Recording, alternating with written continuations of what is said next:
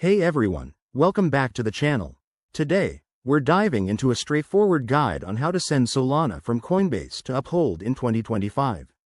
Whether you're a crypto newbie or a seasoned trader, this step-by-step tutorial will help you move your SOL quickly and securely.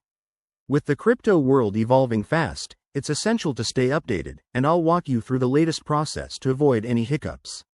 First things first, make sure you have everything set up. You'll need a Coinbase account with some Solana in your wallet and an Uphold account ready to receive it. Double-check that both accounts are verified and that you have the exact Uphold wallet address for Solana. Copy it carefully to prevent any errors. Let's get into the steps. Start by logging into your Coinbase account on the app or website. Navigate to your dashboard and find the Assets or Portfolio section. Locate Solana, SOL, in your list of holdings. Once you see it, click on it and select the Send or Withdraw option. This will open a form where you'll enter the recipient's address. Now, paste the Uphold Solana wallet address into the recipient field.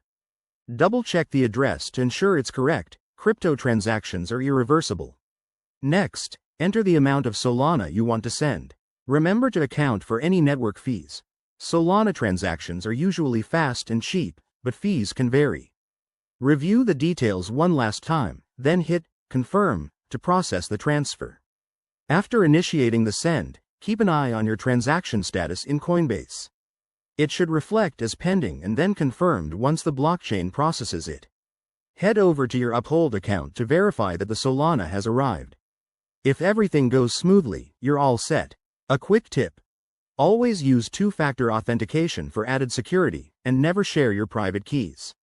If you're new to this, start with a small amount to test the waters. Thanks for watching. If this helped, give it a thumbs up, subscribe for more crypto tips, and drop a comment if you have questions. See you in the next video.